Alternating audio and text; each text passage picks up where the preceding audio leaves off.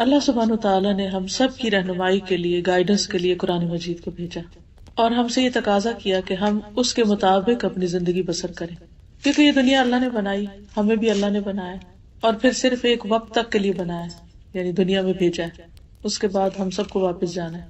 تو واپس جا کر ہمیں یہ بتانا ہوگا کہ ہم یہاں پر کیا کر کے آئے۔ ایک طریقہ یہ ہے کہ ہم اپنی مرضی کے مطابق جو ہمارا دل چاہے ہم وہ کریں، ایک یہ ہے کہ ہم لوگوں کی مرضی کے مطابق زندگی بسر کریں، اور ایک یہ ہے کہ ہم اللہ کی مرضی کے مطابق زندگی بسر کریں۔ اگر ہم یہ چاہتے ہیں کہ اللہ کی مرضی کے مطابق زندگی بسر کریں تو پھر اس کے لیے ضروری ہے کہ ہم اللہ تعالیٰ ہی کی کتاب کے مطابق زندگی بسر کریں، اور اللہ تعالیٰ کی کتاب کے مطابق زندگی بسر کرنے کے لیے ضروری ہے کہ ہم اس کی کتاب کو پڑھیں۔ اسی لیے اکثر لوگ ایک دوسرے کو دعوت دیتے رہتے ہیں کہ آئیے قرآن پڑھیں، لیکن عموماً لوگ یہ سمجھتے ہیں کہ شاید یہ کوئی ایکسٹرا کام ہے، وقت ملے گا تو کر لیں گے، یا ابھی تو اور بہت سی مصروفیات ہیں، جب بوڑھے ہوں گے تو پھر اس کام کو ریٹائر ہو کے شروع کریں گے۔ لیکن ہمیں نہیں پتا کہ ہم ریٹائرمنٹ کی ایج کو پہنچتے بھی ہیں یا نہیں۔ تو اس لیے ہمیں اللہ کی کتاب کے ساتھ ایک مضبوط تعلق قائم کرنے کی ضرورت ہے، اور اس کے ساتھ جو کمٹمنٹ ہم کریں اس میں کسی قیمت پر کوئی کمی نہ آئے۔ آج کی اس مجلس میں انشاءاللہ العزیز میں آپ کو احادیث کی روشنی میں قرآن مجید کے پڑھنے کی اہمیت کے بارے میں بتاؤں گی۔ رسول اللہ صلی اللہ علیہ وسلم نے فرمایا، مثل المؤمن الذي يقرأ القرآن كالأترجة ريحها طيب وطعمها طيب۔ اس مومن کی مثال جو قرآن پڑھتا ہے ترنجبین نارنگی جیسی ہے، ٹینجرین کی طرح ہے، کہ اس کی خوشبو بھی اچھی ہے اور اس کا ذائقہ بھی اچھا ہے، یعنی کھانے کے بعد انسان خوش ہو جاتا ہے، ہاتھوں سے بھی خوشبو آتی ہے، اس کے منہ سے بھی خوشبو آتی ہے، اور کھانے کے بعد انسان کے اندر ایک اچھی فریش فیلنگ آتی۔ آپ کتنے بھی ٹائرڈ ہوں، اگر 2-3 ٹینجرین کھا لیں تو اس کے بعد آپ کی ٹائرڈنس ختم ہو جاتی۔ والذی لا یقرأ القرآن کالتمرۃ لا ریح لها وطعمها حلو۔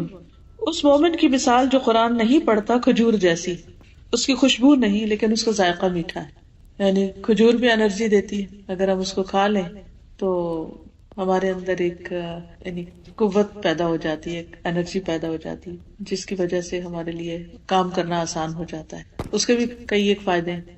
پھر فرمایا وَمَثَلُ الْمُنَافِقِ الَّذِي يَقْرَأُ الْقُرْآنَ كَمَثَلِ الرَّيْحَانَةِ رِيحُهَا طَيِّبٌ وَطَعْمُهَا مُرٌّ۔ اس منافق کی مثال جو قرآن پڑھتا ہے خوشبودار پودے جیسے گلاب وغیرہ کی طرح، جس کی خوشبو اچھی اور ذائقہ تلخ ہے، یعنی وہ دوسروں کو تو خوشبو دے رہا ہے لیکن اپنے اندر اس کے کڑواہٹ سی ہے۔ اگر آپ اس پھول کو کھانا شروع کر دیں یا اس کے پودے کو کھائیں تو اس کا کوئی ذائقہ نہیں، اس میں کوئی لطف نہیں۔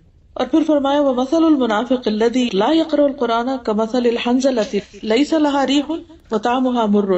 اس منافق کی مثال جو قرآن نہیں پڑھتا اندرائن تمہ جیسی کڑوی چیز کی طرح ہے، جس میں خوشبو نہیں اور اس کا ذائقہ بھی کڑوا ہے۔ تو یہاں اب لوگوں کو 4 کیٹیگریز میں تقسیم کر دیا گیا۔ پہلی کیٹیگری کے لوگ جو مومن ہیں، ایمان بھی رکھتے ہیں اور اس کے ساتھ قرآن بھی پڑھتے ہیں، ایسے لوگوں کے ساتھ آپ ملاقات کریں تو ان سے مل کر بھی آپ کو خوشی ہوگی اور ان سے آپ کوئی اچھی بات لے کے نکلیں گے، کیونکہ ان کے پاس قرآن کی وزڈم ہے۔ ایسے لوگ اپنے ماحول کے لیے خوشی کا باعث ہوتے ہیں، اپنے لیے بھی اور دوسروں کے لیے بھی۔ جیسے پہلے میں نے عرض کیا کہ اگر آپ بہت بھی تھکے ہوئے ہوں تو 2-3 ٹینجرین کھانے سے آپ کی ساری تھکاوٹ دور ہو جاتی، آپ کی آنکھیں کھلنے لگتی ہیں، آپ کے اندر لگتا ہے کسی نے ایک روح ڈال دی۔ اسی طرح آپ روحانی طور پر، ذہنی طور پر کتنے بھی تھکے ہوئے ہوں، لیکن اگر آپ قرآن مجید کے کچھ حصے کی تلاوت کر لیں یا اس کو سن لیں یا اس کو پڑھ لیں، اس کو سمجھ لیں، تو آپ کی روحانی تھکاوٹ دور ہونے لگتی۔ اور جب آپ کی اپنی تھکاوٹ دور ہوتی ہے تو آپ کام ڈاؤن ہوتے ہیں، جب آپ کام ڈاؤن ہوتے ہیں تو پھر آپ کا معاملہ دوسروں سے بھی اچھا ہونے لگتا ہے۔ جب دوسروں کے ساتھ آپ اچھے ہوتے ہیں تو ان کو آپ سے خوشی ملتی، جب آپ انہیں خوش کرتے ہیں تو جواب میں وہ بھی آپ کو خوش کرتے ہیں۔ لیکن اگر ہم قرآن مجید سے تعلق نہیں رکھتے تو اس کی بھی آگے مثال بتائی گئی کہ جس دل میں قرآن نہیں وہ ویران گھر کی طرح ہے جو بے آباد ہو۔ دوسری بات یہاں یہ بتائی گئی کہ جو قرآن نہیں پڑھتا لیکن ہے ایمان والا تو وہ ہے تو میٹھا لیکن اس کی کوئی خوشبو نہیں، یعنی وہ اپنی ذات میں اچھا بھی ہو سکتا ہے لیکن اس سے دوسروں کو کوئی زیادہ فائدہ نہیں پہنچتا۔ اپنی ذات میں کس طرح اچھا ہے کہ وہ نماز پڑھ لیتا ہے، روزہ رکھ لیتا ہے، اپنے آپ کو فائدہ پہنچا رہا ہے لیکن دوسروں کو فائدہ نہیں پہنچا رہا، کیونکہ قرآن مجید ایک دعوت کی کتاب ہے کہ جس میں جو کچھ ہم سیکھتے ہیں ہم پر ایک لازم ہو جاتا ہے کہ اس کو ہم دوسروں سے بھی شیئر کریں۔ تو خوشبو جو ہوتی ہے وہ پھیل جاتی ہے. اسی طرح قرآن پڑھنے کے بعد انسان آرام سے نہیں بیٹھ سکتا، وہ لازماً دوسروں کی خیر اور بھلائی سوچنے لگتا ہے کہ ان کو میں کیسے فائدہ پہنچاؤں. پھر انسان خود غرض ہو کے صرف اپنے لیے نہیں جیتا، اسے دوسروں کی بھی فکر لگ جاتی، اپنے بچوں کی فکر لگ جاتی ہے، اپنے ہسبینڈ کی لگتی ہے، اپنے بہن بھائیوں کی، اپنے رشتے داروں کی، سارے انسانوں کی لگ جاتی. تو ایسا انسان سب کی خوشی اور سب کی آخرت کی بھلائی کا باعث بنتا ہے اور دنیا میں بھی دوسروں کو خیر پہنچاتا ہے. تو اب ہمیں یہ ڈیسائیڈ کرنا ہے کہ ہم کون سے مومن بنے، وہ جو خوشبودار ہیں یا وہ جو صرف خود غرض ہیں. پھر تیسری مثال ہے منافق کی، کیونکہ منافق بھی اپنے آپ کو بظاہر مسلمان کہتے ہیں، تو وہ اگر قرآن پڑھتا ہے اور خود اس پر عمل نہیں کرتا تو وہ پھول کی طرح ہے، دوسروں کو تو خوشبو دے رہا ہے لیکن خود اس کو اس قرآن سے کوئی فائدہ نہیں. تو ہمیں یہ بھی دیکھنا ہے کہ ایسا نہ ہو کہ ہم قرآن پڑھتے پڑھاتے رہیں اور خود ہمارے اپنے اندر کوئی سکون نہ ہو، کوئی خوشی نہ ہو، کوئی عمل نہ ہو، کیونکہ ہمیں فائدہ اسی وقت ہوگا جب ہم اس پر عمل کرنے والے ہوں گے. قرآن مجید میں بے شمار دفعہ آتا ہے یا ایھا الذین آمنو، اے لوگوں جو ایمان لا چکے. تو وہ ہمیں پکارا جا رہا ہوتا ہے کہ ہاں میں ایمان لا چکی ہوں، تو مجھے کیا کہا جا رہا ہے، میرے رب نے پکارا مجھے اے ایمان والی. کہتے ہیں ہاں میں ایمان تو لائی ہوں، اب مجھے واٹ نیکسٹ کرنا کیا ہے اس کے بعد. تو پھر حکم ملتا ہے، پھر اس پر عمل کرنا ہوتا ہے. لیکن اگر ہم صرف اس کو پڑھنے پڑھانے کی کتاب بنا لیتے ہیں کہ تلاوت کر رہے ہیں، یا اس سے کوئی دنیا کی مصیبت آ گئی تو دور کر رہے ہیں، یا کوئی فوت ہو گیا تو بس اس وقت پڑھ رہے ہیں، لیکن وہ کیا کہہ رہے ہیں خود اس کے ٹوٹل اپوزٹ جا رہے ہیں. مثلاً اس میں لکھا ہے کہ اقیم الصلاۃ، نماز قائم کرو، اور ہم نماز کو قائم نہیں کر رہے، ویسے ہی بس دو چار ٹکرے مار لیتے ہیں. تو پھر وہ طریقہ زندگی درست نہیں. چوتھا ایسا منافق یا ایسا انسان جو کہتا ہے میں مسلمان ہوں لیکن نہ قرآن پڑھتا ہے اور نہ خود عمل کرتا ہے. تو پہلا وہ جو پڑھتا بھی ہے اور عمل بھی کرتا ہے، دوسرا وہ جو عمل تو کسی درجے میں کرتا ہے لیکن پڑھتا نہیں، تیسرا وہ جو پڑھتا ہے لیکن خود کوئی عمل نہیں کرتا، اور چوتھا نہ پڑھتا ہے نہ عمل کرتا ہے. اب یہ کیٹیگریز میری نہیں بنائی، یہ اللہ کے رسول صلی اللہ علیہ وسلم نے ہمیں بتائی اور بنائی. ہمیں یہ دیکھنا چاہیے کہ ہم اس میں سے کس کیٹیگری کے اندر فال کرتے ہیں، ہم کہاں پر آتے ہیں اور ہمیں کیا بننا چاہیے. کیونکہ زندگی تو چند دن کی ہے، بہت جلد واپس چلے جانا ہے. جو کچھ اس وقت ہمارے پاس ہے سب یہی کا یہی رہ جائے گا، ساتھ کچھ بھی نہیں جائے گا. اس لیے آج یہاں بیٹھ کر ہم تہیہ کر لیں کہ ہم پہلی کیٹیگری میں آئیں گے انشاءاللہ تعالی، کہ جو پڑھیں گے بھی اور عمل بھی کریں گے، اور ساری زندگی کے لیے، موت تک کے لیے. پڑھنے کے پھر لیول ہوتے ہیں. ایک یہ ہے کہ آپ اس کا تلفظ ٹھیک کریں، تجوید ٹھیک کریں. ایک یہ کہ اس کا ترجمہ جانیں، پھر یہ کہ اس کے معنی اور تفسیر جانیں، پھر یہ کہ اس میں غور و فکر کریں، پھر یہ کہ اس پر عمل کریں، پھر یہ کہ آپ اس کو دوسروں کو بتانے والے ہوں، پھر یہ ہے کہ جو وہ کہتا ہے اس کے مطابق پوری زندگی کا نقشہ بدلے. تو یہ سارے قرآن مجید کے حقوق ہیں جو ہم پر لازم آتے ہیں اور ہمیں اس کے مطابق زندگی بسر کرنی ہے.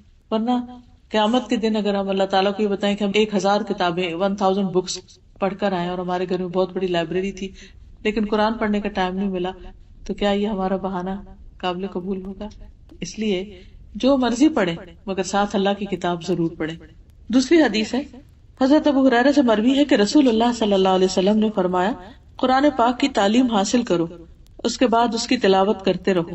یاد رکھو قرآن پاک کی مثال جب کوئی اس کی تعلیم حاصل کرتا ہے پھر تلاوت کرتا ہے اور اس کے ساتھ قیام کرتا ہے، اس تھیلی کی مانند ہے جو کستوری سے بھرا ہوا ہے اور اس کی خوشبو ہر جگہ مہک رہی. اور اس شخص کی مثال جس نے قرآن مجید کی تعلیم حاصل کی پھر وہ غافل ہو کر سویا رہا، حالانکہ قرآن مجید اس کے دل میں اس تھیلے کی مانند ہے جو کستوری سے بھرا ہوا ہے لیکن اس کا منہ اسی سے باندھ دیا گیا. تو اس میں ایک اور مثال سے وہی بات سمجھائے گی. پہلے خوشبودار ٹینجرین کی مثال دی گئی اور اب یہاں کستوری سے بھرے ہوئے تھیلے کی. کستوری آپ کو معلوم ہے نا کہ جو ہرن ہوتا ہے اس کی ناف میں بنتی ہے اور بہت ہی قیمتی خوشبو ہوتی ہے، بہت ہی زبردست قسم کی خوشبو ہوتی ہے. تو عام طور پر جو خوشبو ہوتی ہے اگر لیکوڈ فارم میں ہو تو بوٹل وغیرہ میں ہوتی ہے اور اس کا ڈھکن وغیرہ بند ہوتا ہے، لیکن اگر اب وہ سالڈ فارم میں ہو تو عموماً لوگ اس کو تھیلیوں میں رکھتے ہیں. اور جب خوشبو تھیلی میں رکھی جاتی ہے تو وہ ضرور اس میں سے نکلتی رہتی ہے. تو جو مومن قرآن پڑھتا ہے اور پھر اس کو پڑھتا بھی ہے اور اس پر عمل کرتا ہے تو گویا اس کے پاس ہر وقت ایک خوشبودار تھیلی ہے جس کی خوشبو پھیل رہی ہے. اور جب خوشبو آپ کے پاس ہو تو وہ آپ کو بھی فائدہ دیتی اور پھر یہ ہے کہ آپ کے عمل میں جھلک رہی ہو. ضروری نہیں ہوتا کہ قرآن پر بڑے بڑے لیکچر دیے جائیں تو تبھی خوشبو پھیلتی ہے. جب آپ تھوڑا بھی پڑھیں لیکن ساتھ ساتھ اس پر عمل کرنے والے ہوں تو اس کی خوشبو سے دوسرے خود بخود فائدہ اٹھاتے ہیں. اب آپ دیکھیے کہ ہم اکیلے تو کہیں رہ نہیں سکتے, ہمیں اپنے گھر والوں کے ساتھ, بچے, شوہر, بہن بھائی, رشتے دار, سوشلائزنگ ہماری ایک ضرورت ہوتی ہے, لوگوں سے ملنا جلنا. تو مختلف طرح کے لوگ ہوتے ہیں. کچھ لوگوں سے آپ ملتے ہیں تو آپ کا دل خوش ہو جاتا ہے, کچھ لوگوں سے آپ ملتے ہیں تو آپ الٹے بیزار ہوتے ہیں. کچھ لوگ ملتے ہیں تو وہ آپ کو اچھی کوئی بات کریں گے, آپ کا دل خوش ہو جائے. کچھ لوگوں سے آپ ملتے ہیں تو ضرور کسی کی غیبت کریں گے یا ضرور کوئی بری بات کریں گے جس سے آپ کا دل بیزار ہوتا ہے. تو جو سچا مومن ہوتا ہے اس کا ذائقہ بھی میٹھا اور اس کی خوشبو بھی اچھی, اور وہ ایسے ہے جیسے ہر وقت خوشبو کا تھیلا لے کے پھر رہا. ویسے بائی دا وے یہاں یو کے میں تو کوئی بھی پرفیوم آپ لگا رہے ہیں اس کی خوشبو کوئی نہیں آتی. میرا تو ایکسپیرینس یہی, وہی خوشبو جو میں پاکستان میں لگاتی ہوں سارا دن وہ مہک آتی ہے اپنے پاس سے. معلوم نہیں ہے کہ ہوا میں کوئی ایسی چیز ہے, یہ کیا ہے. اینی تو اب یہ ہے کہ جب آپ نے کوئی اچھی خوشبو لگائی ہوئی ہو تو سارا دن آپ اپنے آپ سے بھی خوش ہوتے رہتے ہیں. You feel fresh, you feel good, اور جو آپ کے پاس آتا ہے اس کو بھی مزہ آتا ہے. لیکن اگر آپ کے پاس خوشبو تو ہے اور ہر قسم کی خوشبو ہے لیکن آپ نے ساری بوٹل بند کر کے صرف سجائی ہوئی ہیں اور کبھی اس میں سے کچھ لگایا نہیں کہ ختم ہو جائیں گے, تو پھر اس کی مثال ایسی ہے کہ جیسے کسی نے قرآن سیکھا, مثلا پورا ترجمہ تفسیر پڑھ لیا یا پھر اس نے حفظ کر لیا اور پھر اس کے بعد اس نے اس کو پڑھنا چھوڑ دیا کہ بس ایک کورس کر لیا اور بات ختم, اور اب وہ پڑھتا نہیں. جیسے بعض دفعہ ہوتا ہے نا کسی آپ بیٹھ جا کے بس میں یا ٹیکسی میں سگریٹ کی اسمیل ہو تو وہ آپ کے بھی چلی جاتی ہے کپڑوں میں, اتنی طبیعت بے چین ہوتی. اسی سے ریلیٹ کر رہی تھی کہ اگر کسی ایسے انسان کے جس کا اچھا نہیں, ہاں اس نے قرآن پڑھا ہوا, یا آپ دیکھیں نا کہ ہاں اس نے قرآن پڑھا ہوا لیکن اگر وہ اس کو پڑھتا نہیں اور اس پر عمل نہیں کرتا تو اس نے گویا وہ تھیلا بند کر کے رکھا ہوا. یعنی قرآن مجید صرف پڑھنے کی کتاب نہیں بلکہ عمل کی کتاب ہے. عمل کریں گے تو خوشبو پھیلے گی, خود بخود انسان جج کر لیتا ہے کہ یہ شخص دوسروں سے مختلف ہے. دیر از سم تھنگ اسپیشل, چاہے کوئی نہ بھی بتائے, کیونکہ اس کا رویہ, اس کا میل ملاپ, اس کی مسکراہٹ, اس کے چہرے کے تاثرات, وہ ساری چیزیں فرق ہو جاتی ہیں. ہو سکتا ہی نہیں کہ قرآن پڑھنے والا اور نہ پڑھنے والا برابر ہو, کیونکہ اللہ تعالیٰ نے بھی قرآن مجید میں فرمایا کہ قل هل يستوي الذين يعلمون والذين لا يعلمون, کہہ دیجئے کہ کیا وہ جو علم رکھتے ہیں اور وہ جو نہیں رکھتے برابر ہو سکتے ہیں؟ قطعاً برابر نہیں ہو سکتے. وہ کہتے ہیں کہ اسلام قبول نہیں کیا تھا, سب لوگ نا مجھے غلام کی طرح دھتکارتے تھے, لیکن ایک شخص ایسے تھے وہ جب بھی مجھے دیکھتے تو مسکراتے تھے. اور جب انہوں نے اسلام کی دعوت دی تو مجھے پتا تھا کہ یہ وہ شخص ہے جس نے کبھی بھی مجھے حقیر نہیں سمجھا یا غلام نہیں سمجھا. تو ایک مسکراہٹ جو تھی وہ پھر آپ دیکھیں کتنی بڑی خیر کا سبب تھا بنے. نا. یعنی صرف اتنی سی بات کہ کسی کو حقیر نہ سمجھے انسان, کسی کو بھی دیکھے, کسی کو بھی ملے, اس کو رسپیکٹ دے, اس کو عزت دے, اس سے آگے بڑھ کر ملے. یعنی ایسے بھی نہیں کہ لیے دیے رہے, ٹھیک ہے جو کوئی ملے گا ہم مل لیں گے, جو نہیں ملتا نہ ملے, یہ بھی نہیں ہونا چاہیے. اس مومن کے دل میں تکبر نہیں ہوتا جو خود آگے بڑھ کے سلام کرے. تو اس شخص کی مثال جس نے قرآن کی تعلیم حاصل کی پھر غافل ہو کر سویا رہا, یعنی خود اس نے پڑھا ہی نہیں, نہ نمازوں میں نہ تلاوت میں. اگر تہجد میں نہیں پڑھا تو بھی اسی میں شامل ہو جاتا ہے انسان, اور اگر صبح اٹھ کے فجر کی نماز کے بعد جیسے تلاوت کرنی چاہیے وہ تلاوت نہیں کی اور پھر سو گئے تو یہ ساری اسی میں چیزیں شامل ہو جاتی ہیں.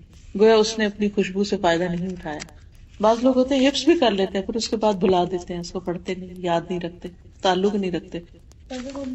سنی نا جب سورۃ خاص طریقے ہیں جس کے بعد کا پڑھا ہوا قرآن جو اللہ سبحانہ تعالیٰ کو پھر سب سے اب زیادہ جیسے انشاءاللہ پھر کے بعد قرآن. اور ویسے بھی ان قرآن الفجر کان مشہودا. آپ میں سے کوئی کچھ کہنا چاہے؟ ہاں بات کی. گما ہوا ہے, یعنی وہ رونق اور وہ انرجی نہیں ملتی, وہ سکون اور خوشی نہیں ملتی. جیسے یہ چیز فطرت میں بھی ہے نا کہ پرندے جتنے ہیں, آج کوئی مجھے بتا رہا تھا کہ ان کا طوطا ہے اور وہ صبح سویرے سب سے پہلے اللہ اللہ کرتا ہے. انہوں نے اس کو لفظ اللہ سکھا دیا ہوگا اور وہ ارلی مارننگ اللہ کا نام لیتا ہے. تو چلو طوطا تو بول کے اللہ کر رہا ہے, لیکن اللہ تعالیٰ فرماتے ہیں کہ وہ مِن شَيْءٍ إِلَّا يُسَبِّحُ بِحَمْدِهِ, کوئی چیز ایسی نہیں کہ جو اللہ کی تسبیح نہ کر رہی, ہر چیز اللہ سبحانہ وتعالیٰ کی تسبیح کر رہی. جی اس وقت بھی پڑھ سکتے ہیں, اس وقت بھی پڑھ سکتے ہیں. دن کے کاموں کا آغاز جو ہے وہ اللہ کی کلام سے ہونا چاہیے. یعنی اس سے پہلے کہ آپ اور کوئی کام شروع کریں پہلے آپ پڑھ لیں. اگر آپ کے پاس اس وقت بہت وقت نہیں بھی تو بھی کم از کم اس کو کھولیں, اس کو دیکھیں اور ایک صفحہ پڑھ لیں, 2 پڑھ لیں, زیادہ پڑھ لیں. اور اگر آپ پڑھتے رہیں تو آپ کی اسپیڈ خود بخود زیادہ ہو جائے گی. شروع میں گھبراہٹ ہوگی، اور اگر آپ سمجھتے ہیں کہ آپ کی ابھی تک کچھ غلطیاں بھی ہیں تو کچھ پڑھنے کے بعد آپ کسی بھی اچھے قاری کی، جیسے ابھی ہم نے ڈفرینٹ تلاوتیں سنی ہیں، وہ لگا کے انگلی ساتھ رکھ کے تو غور کرتے جائیں الفاظ کے اوپر، اور بغیر آواز کے منہ کو ساتھ ساتھ ہلاتے جائیں. تو اس سے بھی اگر کوئی اور ٹیچر میسر نہیں تو انشاءاللہ تعالیٰ آپ بہت اچھی طرح سیکھ جائیں گے اس سے، یعنی وہ سن کے، کیونکہ لسننگ سے انسان کی ریڈنگ امپروو ہوتی. جی ہاں، اس میں یہ ہے کہ جیسے سورۃ واقعہ کے بارے میں جو حدیث ہے وہ تو ضعیف ہے، مگر سورۃ ملک آپ پڑھ سکتے ہیں. اسی طرح جمعے کے دن سورۃ الکہف ہے. لیکن صبح کے وقت یہ جو ہمارے کلچر میں عام ہے سورۃ یاسین اور سورۃ رحمان وغیرہ ریگولرلی پڑھنے کی، اس کی کوئی دلیل نہیں. صبح کے وقت شروع سے لے کے قرآن مجید آخر تک سال میں کم از کم ایک دفعہ ضرور ختم ہو جانا چاہیے. سورۃ البقرہ سے پڑھ کے الناس تک، رمضان تک ایک پڑھ لیں اور پھر رمضان میں ایک اور. یہ منیمم ہے، بیر منیمم. اس سے زیادہ جتنا بھی چاہیں آپ پڑھیں. یہ جو پارے بنے ہیں 30، تو یہ سہولت کے لیے بعد میں بنے. نبی صلی اللہ علیہ وسلم نے پارے نہیں دیے ہمیں. یہ کس لیے؟ تاکہ ہر روز ایک پارا پڑھتے پڑھتے مہینے میں ایک ختم کر دیا جائے. پھر اسی طرح منزلیں ہیں، تو جو لوگ منزل کے نشان سے پڑھیں وہ ہفتے میں ایک دفعہ ختم کر لیں. اور ویسے یہ کہ 3 دن سے کم میں نہیں ختم کرنا چاہیے. 10 پارے کو پڑھے تو 3 دن میں ہو جاتا ہے. اور وہ جہاں منزل کا نشان 7 منزلیں ہیں جی، ویک میں ہو جاتا ہے پھر. جی ہاں، لیکن یہ کہ وہ آپ شروع سے قرآن مجید شروع کر کے نشانی لگا کے وہ پڑھنا شروع کریں. جی رات کو تہجد میں قرآن مجید اگر زبانی یاد نہیں اور لمبی صورتیں بھی یاد نہیں تو آپ اپنے سامنے سٹینڈ پر رکھ کر دیکھ کر بھی پڑھ سکتے ہیں. اور اس کی دلیل ہے حضرت عائشہ رضی اللہ تعالیٰ عنہا کے غلام تھے زکوان، تو ان کو حفظ نہیں تھا تو وہ دیکھ کر پڑھتے تھے مصحف سے. اس میں اگر آپ بڑا قرآن مجید لے لیں نا کہ جس کے ایٹ لیسٹ 2 بڑے بڑے پیج ہوں، تو ایک رکعت میں ایک پیج پڑھ لیں، دوسرے میں دوسرا پڑھ لیں، اور پھر جب اگلی دفعہ اٹھیں تو پھر ایک ایک پیج پڑھ لیں. کر سکتے ہیں جتنی کم سے کم حرکت ہو. بس اس طرح ہے کہ ایک دفعہ ایسے سے ایسے کر لیں، لیکن اٹھا کے ہاتھ میں آگے بھی دیکھنا پیچھے، یہ سب غلط، یہ نہیں ہونا چاہیے. ویسے آج کل سٹینڈ ملتے ہیں، مجھے نہیں معلوم یہاں ہے کہ نہیں، دبئی میں ملتے ہیں، میرے پاس ہے. اور جی آپ یہ بھی کر سکتے ہیں کہ جیسے یہ میز ہے اپنے لیول کے، جیسے ڈائننگ ٹیبل کے پاس اگر آپ پڑھ رہے ہیں یا کوئی بھی چیز جس پر آپ رکھ دیں، پاک صاف جگہ ہو، اور ایک ہاتھ سے بس لے کے پڑھ کے پھر رکوع میں جاتے ہوئے اس کو دوبارہ رکھ دیں. تو بس اس طرح بھی پڑھ سکتے ہیں اگر سٹینڈ نہیں ہے. لیکن دونوں ہاتھوں سے نہیں اٹھائیں، ایک ہاتھ سے اٹھائیں اور ایک ہاتھ ایسے بندھا بہو کہ آپ کا ہاتھ بھی بندھا رہے اور یہ بھی ساتھ پڑھ سکے. اس طرح بھی کر سکتے. جی اس کو دوبارہ یاد کرنا شروع کر دیں. اس کا علاج تو دوبارہ یاد کرنا ہے اور دہرائی کرتے رہنا ہے. اگر خدا نہ خواستہ دہرائی یا دوبارہ یاد کرنے سے پہلے موت آ گئی تب بھی اس کا شمار غافلوں میں سے نہیں ہوگا، کیونکہ اس نے اپنی مسٹیک کو مان لیا اور اپنی اصلاح شروع کر دی. پھر اسی طرح حدیث میں آتا ہے کہ وہ شخص جس کے دل میں قرآن پاک کا کچھ حصہ بھی نہیں، وہ اس گھر کی طرح ہے جو ویران ہو. دیکھیے کہ ویران گھر اور آباد گھر دونوں میں فرق ہوتا ہے. ویران گھر جو ہوتا ہے اس میں کوئی رہتا نہیں ہوتا، بند پڑا ہوتا ہے. جب وہ بند ہو جاتا ہے تو اس کے اندر ایک اسمیل پیدا ہو جاتی ہے، بازو کا جالے لٹکنے لگتے ہیں، بازو کا دیمک لگ جاتی ہے، اور اس کے اندر کسی کو بھی جانا بہت مشکل لگتا ہے. اسی طرح جو شخص قرآن نہیں پڑھتا اس کا دل ایسا ہی ویران ہو جاتا ہے، یعنی اس میں اداسی، بے سکونی، ڈپریشن، پریشانی، غم، فکر، افکار، وہ طرح طرح کے جالے لگ جاتے ہیں اور انسان کے اندر سے خوشی ختم ہو جاتی. تو اس لیے اپنے دلوں کو ویرانی سے بچانا چاہیے.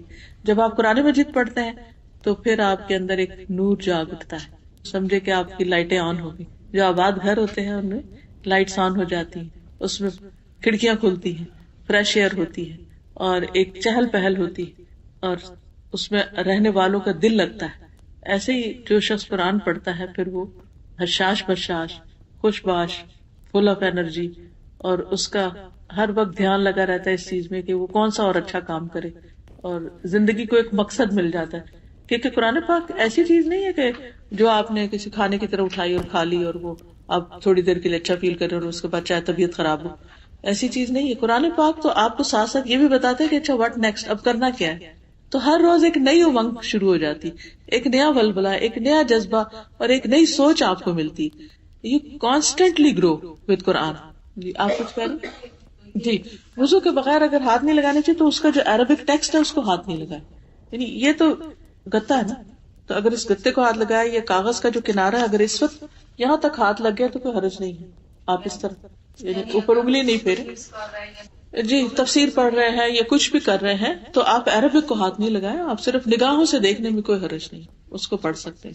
ننگے سر اچھا پڑھنے کا تو پڑھ سکتے ہیں, جیسے آپ کچن میں کام کر رہے ہیں سر سے دوپٹہ اتر گیا, جیسے صبح شام کی دعائیں پڑھ رہے ہیں اس میں آیت الکرسی بھی ہے, معوذتین بھی ہے, تو آپ اگر اس کو پڑھ رہے ہیں تو کوئی حرج نہیں ہے.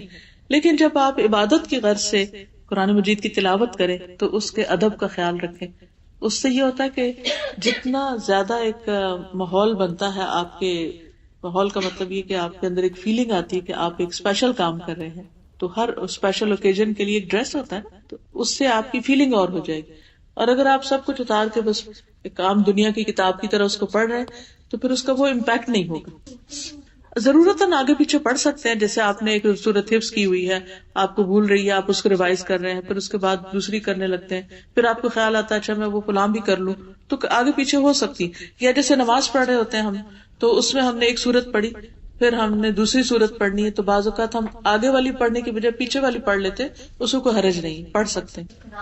جی تراویح میں پڑھ سکتے, لیکن اگر امام پڑھ رہا ہے تو پھر پیچھے نہ کھولے, ان کا سنیے, پھر صرف توجہ رکھیے سننے پر, پھر دیکھیے نا, کیونکہ اس کا نقصان یہ ہوتا ہے کہ وہ امام کہیں آگے پہنچا ہوا ہوتا ہے اور ہم پیچھے سے انگلیاں پھیر رہے ہوتے ہیں. یا اور دوسرا یہ کہ ہم تو بعض اوقات اس میں کنسنٹریٹ کر رہے ہیں اور جو ہمارے ساتھ کھڑا ہے وہ ڈسٹرب ہو رہا ہے, تو اس لیے میں اس کو ریکمینڈ نہیں کرتی ہوتی کہ تراویح میں پیچھے کھولا جائے. بعض اوقات امام انسان ہے, غلطی ہو جاتی ہے, وہ اگر بھولے تو آپ کہہ لو یہ تو کیا امام نے پڑھ دیا, یہاں سے تو وہ بھول ہی گیا, اور ایک اور فتنہ کھڑا ہو جاتا ہے. سجدے میں جاتے ہیں جی بعض اوقات لوگ پھر سجدے میں جاتے ہوئے اسے سجدے کی جگہ پہ رکھ دیتے ہیں, یا وہ آگے پیچھے ہو جاتا ہے, تو وہ بے حرمتی پھر ہونے لگتی, تو اس سے بچنا چاہیے. جی اگر ہم مسجد نہیں جا سکتے اور خود پڑھنا چاہتے ہیں تو خود ہم تراویح میں قرآن مجید سارا مکمل کر سکتے ہیں, اپنے طور پر خود ہی پڑھ کے کر سکتے ہیں. پھر اسی طرح یہ ہے کہ سورۃ البقرہ اور سورۃ آل عمران کا پڑھنے والا جو ہے اس کے لیے یہ صورتیں قیامت کے دن ایک صاحبان یا امبریلا کی طرح ہوں گی, یا ایک بادل کی طرح ہوں گی, یا پرندوں کے جھنڈ کی طرح ہوں گی. یہ ہم سب جانتے ہیں کہ قیامت کے دن سورج 1 میل کے قریب آ جائے گا, سخت گرمی ہوگی اور دھوپ ہوگی, اور ہر ایک پسینے میں ڈوبا ہوا ہوگا اپنے اپنے گناہوں کے مطابق. تو ایسے میں اس کو ایک سایہ چاہیے ہوگا. ایک تو اللہ سبحانہ تعالیٰ کے عرش کا سایہ ہوگا, اور وہ خوش قسمت وہ لوگ ہوں گے کہ جن کی کچھ خاص دنیا میں خوبیاں ہیں.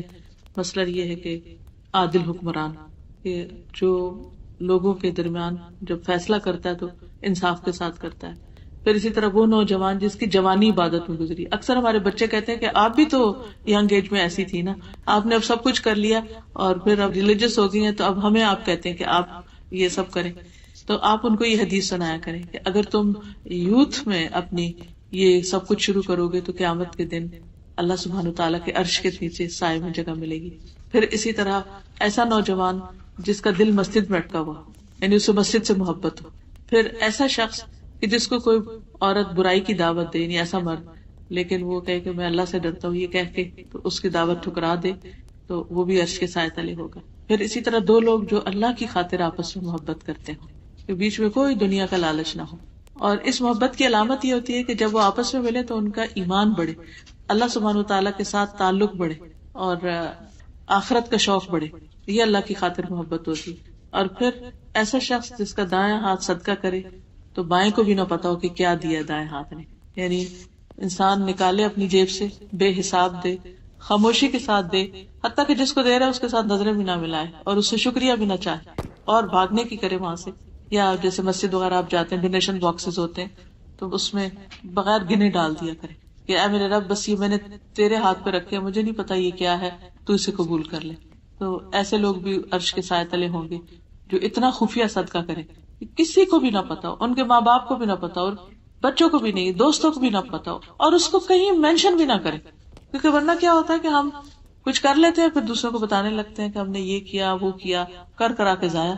تو کسی کو بھی نہ بتائے, یہ اس کا سیکرٹ اللہ کے ساتھ رہے, صرف اللہ تعالیٰ کو پتا.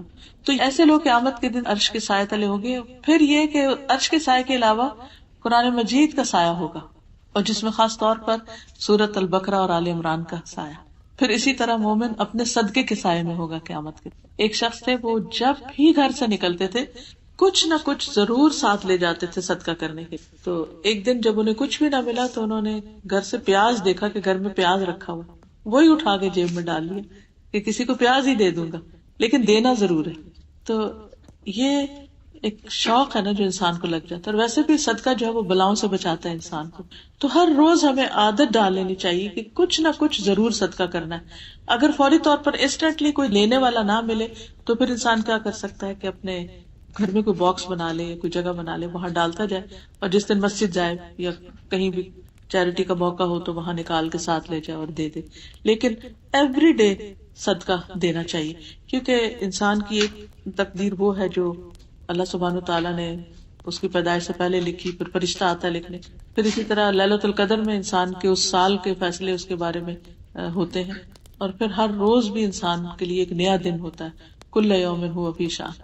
تو ہر دن کا جو آغاز ہوتا ہے وہ اللہ کے نام سے ہونا چاہیے, اور نیکی کے کچھ کام ضرور زندگی میں شامل کر لینے چاہیے, جیسے نماز تو فرض ہے ہی, پھر اسی طرح صدقہ خیرات, پھر ذکر, پھر قرآن کی تلاوت, پھر دوسروں کے کام آنا.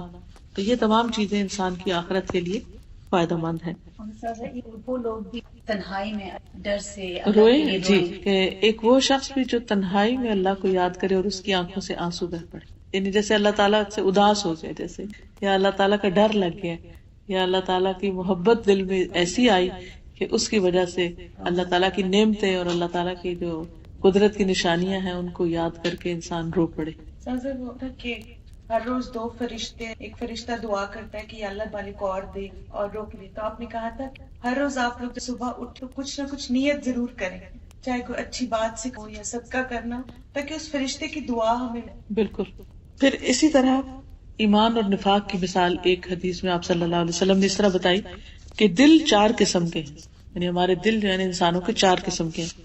ایک تو صاف دل جو روشن چراغ کی طرح چمک رہا ہو, جیسے سورۃ نور میں بھی آتا ہے کہ مثل نورہ کمشکات فیہا مصباح, کہ مومن کے نور کی مثال ایسے ہے جیسے ایک نیش ہو, ایک تاک ہو جس میں ایک چراغ رکھا ہو, اور پھر وہ چراغ جو ہے وہ چمک رہا ہو جیسے کچھ چمکتا ستارہ ہو. تو اسی طرح وہ مومن کا دل جو ہوتا ہے وہ چمکتے ستارے کی طرح ہے, ایک روشن چراغ کی طرح ہے کہ جس سے روشنی پھوٹتی ہے. دوسرا دل وہ ہوتا ہے جو ڈھکا ہوا ہوتا ہے, غلاف آلود ہے, یعنی کورڈ ہے. تیسرا دل ہے جو الٹا ہے, یعنی جیسے ایک گلاس سیدھا رکھا ہو, اور ایک یہ ہے کہ اس کو اپ سائڈ ڈاؤن کر دیا جائے. کچھ دل ایسے الٹے ہیں, ان میں کوئی خیر کی بات نہیں جاتی. اللہ سبحانہ تعالیٰ اس سے محفوظ رکھے, کیونکہ بعض لوگ وہی کتاب پڑھتے ہیں, وہی کلاس اٹینڈ کرتے ہیں یا وہی لیکچر سنتے ہیں تو ان کا دل بہہ پڑتا ہے, آنکھوں کے راستے آنسو جاری ہو جاتے ہیں. اور کچھ لوگ ایسے ہیں کہ یوں لگتا ہے کہ جیسے جو بھی انہوں نے سنا وہ بس چکنے پتھر کی طرح پڑا اور وہ گر گیا, کیونکہ دل جو ہے وہ الٹا ہوا ہوا, ہر چیز الٹی دیکھتے ہیں. وہ لوگوں کے رویے بھی ان کو برے لگتے ہیں, کوئی بات کرے اس کو الٹا ہی دیکھتے ہیں, یعنی ان کی غلط فہمی کبھی کوئی دور کر ہی نہیں سکتا. اور چوتھے وہ دل ہیں جو مکس ہے, مخلوط ہے, یعنی ان کے اندر کچھ اچھا ہے کچھ اچھا نہیں ہے. ٹھیک ہے, فرمایا جو پوری طرح نورانی ہے یہ مومن کا دل ہے, یعنی چمکتے چراغ کی طرح مومن کا دل ہے. دوسرا کافر کا دل ہے جو غلاف میں ہے, وہ جسے قرآن پاک میں آتا نا کہ ان الذین کفروا سواء علیہم انذرتہم ام لم تنذرہم لا یؤمنون, ختم اللہ علی قلوبہم وعلی سمعہم وعلی ابصارہم غشاوۃ, یہ پردے میں. تیسرا دل خالص منافقوں کا ہے جو جانتا ہے اور انکار کرتا ہے, جو الٹا ہے, یعنی سب پتا ہے لیکن کچھ قبول نہیں کرتے. چوتھا دل اس منافق کا ہے جس میں ایمان اور نفاق دونوں جمع ہے, یعنی کچھ اچھی بات بھی ہے اور کچھ نہیں بھی, لیکن وہ پوری طرح دین کی طرف نہیں آتا, 100% نہیں اس کے اندر داخل ہوتا. بس جتنا اس کی دنیا کو فائدہ پہنچتا بس اتنا دین لے لیتا اور باقی نہیں ایکسپٹ کرتا. اور کس قدر ڈرانے والی بات ہے, یعنی بہت سارے لوگ دین کی بات, اللہ کی بات بس اس حد تک ایکسپٹ کرتے ہیں جس سے وہ کمفرٹیبل ہوں, یعنی کہیں پر بھی جہاں وہ سمجھے کہ ہم انکمفرٹیبل ہو رہے ہیں یا ہمیں اب چینج ہونا پڑے گا یا اپنی روٹین یا عادت یا اسٹائل, تو اس پہ وہ پھر کمپرومائز کر جاتے ہیں. جی, جہاں مفاد پہ زد نہ پڑتی. جی ہاں, کنارے پر رہ کر عبادت کرتے ہیں. بالکل صحیح. ایک اور مثال ہے ایمان کی اور منافقت کی کہ ایمان کی مثال اس سبزے کی طرح ہے جو پاکیزہ پانی سے بڑھ رہا ہو, یعنی بارش پڑتی ہے اور وہ اور بڑھتا ہے اور بڑھتا ہے. اور منافقت کی مثال اس پھوڑے کی طرح ہے جس کی پیپ اور خون بڑھتا ہی جاتا ہے, یعنی اس کا روگ بڑھتا چلا جاتا ہے. اب جو مادہ بڑھ جائے دوسرے پہ غالب آ جاتا ہے. بس میرا خیال ہے کہ اتنے ہی کافی ہیں. اللہ تعالیٰ ہمیں عمل کی توفیق عطا فرمائے. اگر آپ لوگ کچھ بھی کہنا چاہیں, کچھ پوچھنا چاہیں تو بات چیت کا موقع ہے تھوڑا سا. جی آپ پوچھیں.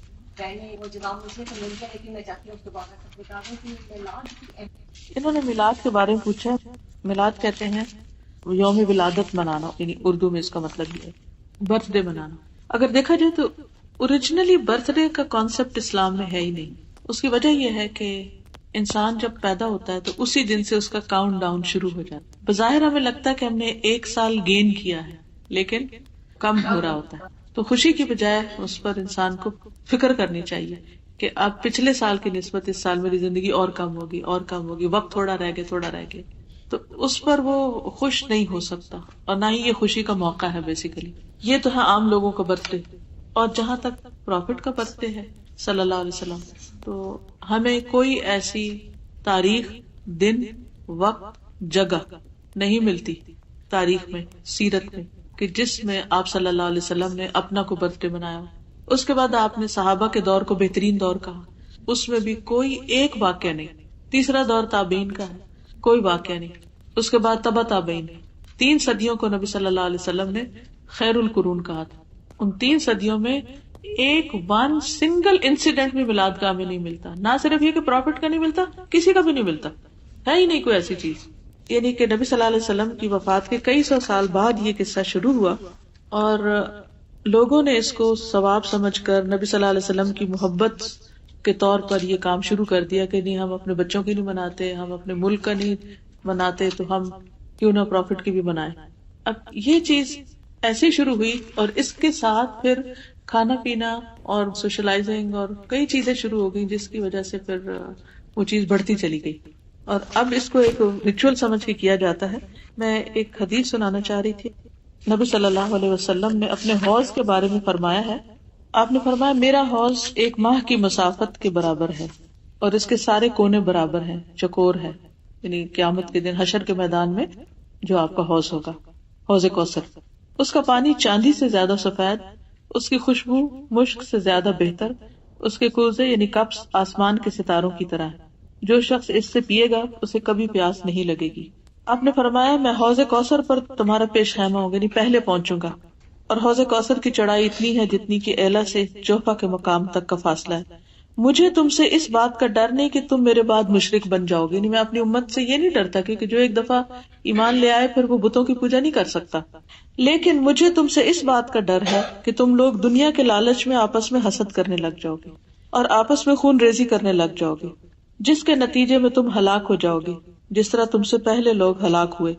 عقبہ کہتے ہیں میں نے رسول اللہ صلی اللہ علیہ وسلم کو اس بات کے وقت آخری مرتبہ ممبر پہ دیکھا تھا. یہ آپ کی ایک طرح سے آفیشیل آخری نصیحت تھی.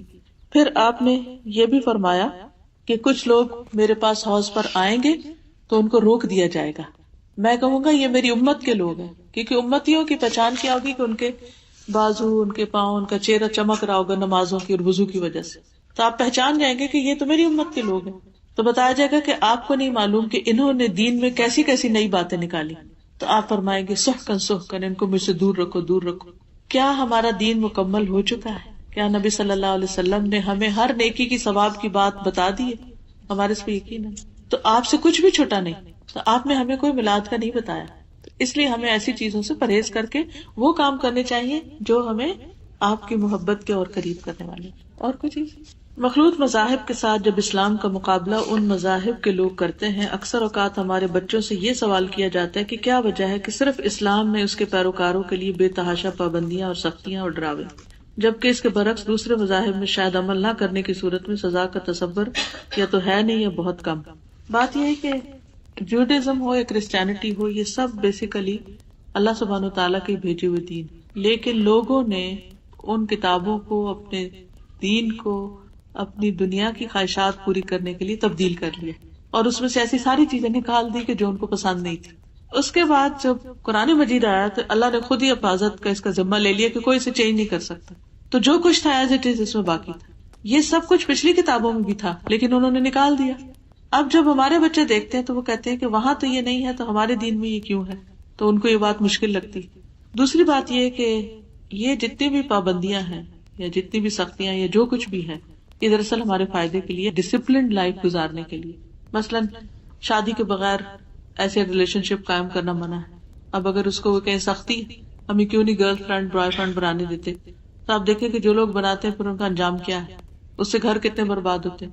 پھر اگر کوئی شادی شدہ ہے اور پھر شادی کرنے کے باوجود وہ غلط کام کر رہا ہے، مرد کہے کہ مجھے کسی اور عورت سے دوستی کرنے سے کیوں روکتے ہو، یا عورت کہے کہ مجھے کیوں روکتے ہو، یہ بے جا کی پابندی ہے، سختی ہے. تو آپ خود سوچیں کہ ایسے گھر کا پھر کیا حال ہوگا کہ جس میں ہسبینڈ وائف ایک دوسرے کے لیے لائل نہ ہو، فیتھفل نہ ہو. پھر یہ کہ اگر بچوں کو وقت سے پہلے شادی کے بغیر ہی پڑھائی کے دور میں یہ سب کام کرنے کی اجازت دے دی جائے تو آپ دیکھیں کہ ان کا فیوچر کیا ہوگا. آج بھی جو لوگ دنیا کے لیے بھی کام کرتے ہیں وہ ایسی بہت سی خرافات سے بچتے ہیں. اور دوسرے مذاہب کے وہ لوگ جو واقعی اپنے مذہب کو پکڑے ہوئے ہوتے ہیں ان کے اندر بھی کافی ڈسپلن ہے، وہ ایسے فالتو آوارہ بچوں کو نہیں پڑھنے دیتے. یہ تو صرف ایک چیز ہے. پھر اسی طرح فوڈ ہے، تو آپ دیکھیے کہ بہت سارے لوگ جو دوسرے مذاہب کے وہ فوڈ کے معاملے میں کتنے کانشیس ہیں. وہ ہر وہ چیز نہیں کھاتے، جنک فوڈ نہیں کھاتے. کیوں نہیں کھاتے؟ کیونکہ ان کی صحت پر برا اثر پڑے گا. میرے پاس ایک لڑکی کام کرتی ہے پاکستان میں، تو اس نے اپنے بھائی کے بارے میں بتایا کہ he was extra brilliant, engineering میں پڑھ رہا تھا اور ٹاپ کر رہا تھا. اس نے پڑھتے پڑھتے ایسی چیٹ پر کسی لڑکی کے ساتھ اس کی دوستی ہو، اور جس دن اس کا پیپر تھا، شاید آخری سال کا تھا، ساری رات وہ چیٹ کرتا رہا اور صبح اس کا پیپر خراب ہو گیا. تو کالج والوں نے اس کو ایکسپیل کر دیا. اس کے بعد کسی طرح اس کے باپ نے زمین بیچی گاؤں میں اور بیچ کے اس کو UK بھیجا. یہاں آیا، یہاں آ کے وہ 3-4 سال پڑھا. جب اس کے آخری سال تھا، ڈگری ملنے کا وقت تھا، تو اس کا کسی ایکسٹریم مذہبی گروپ سے واسطہ ہو گیا اور انہوں نے کہا کہ یہاں کا رہنا اور یہاں پڑھنا یہ سب کچھ غلط ہے. اور اس نے یعنی اتنا بریلینٹ تھا کہ یہاں کی جو یونیورسٹی تھی اس نے اس کو جاب بھی آفر کی اور رہنے کا بھی اور سب کچھ، لیکن وہ یہ سب کچھ چھوڑ کے چلا گیا. اب کیا ہے، وہ گھر میں بیٹھا ہوا، چھوٹا بھائی کام کرتا ہے، باپ ابھی تک اسکول ٹیچر ہے، کام کرتا ہے، لیکن نہ وہ کوئی کام کر رہا ہے اور نہ ہی وہ کوئی ارن کرتا ہے، اور 8 کے 9 بہنیں اور گھر کے حالات اتنے تنگ، لیکن اس ذہنی انتشار کی وجہ سے کہیں کا بھی نہیں، اور ہر ایک کو غلط قرار دیتا ہے. اب ایک وہ ایکسٹریم تھی، ایک یہ ایکسٹریم. ہمارا دین اعتدال میں ہے، دین دنیا دونوں کو ساتھ لے کے چلنے کا کہا گیا. صرف ایسے ہی ہے کہ جیسے آپ ایک سڑک پہ گاڑی لے کے جا رہے ہیں تو کتنی ریڈ لائٹس آتی ہیں، ٹریفک کے کتنے قوانین ہیں، ان کو آپ سختیاں کہیں گے، کیا کہیں گے، لیکن یہ آپ کی لائف سیونگ کے لیے ہے نا. تو اسی طرح بچوں کو آپ ڈفرینٹ ایگزامپلس کے ساتھ سمجھا سکتے ہیں کہ جو بھی ہمارے دین میں ہے یہ اللہ تعالیٰ کا بھیجا ہوا، اگر اس کو اس کے اصل میں سمجھے تو کچھ مشکل نہیں. زکوٰۃ نہ دینے والوں کی مثال بتا دیتی ہوں. ابو ہریرہ رضی اللہ عنہ سے روایت ہے کہ رسول کریم صلی اللہ علیہ وسلم نے فرمایا، جس شخص کو اللہ تعالیٰ نے مال و زر دیا اور اس نے اس کی زکوٰۃ ادا نہیں کی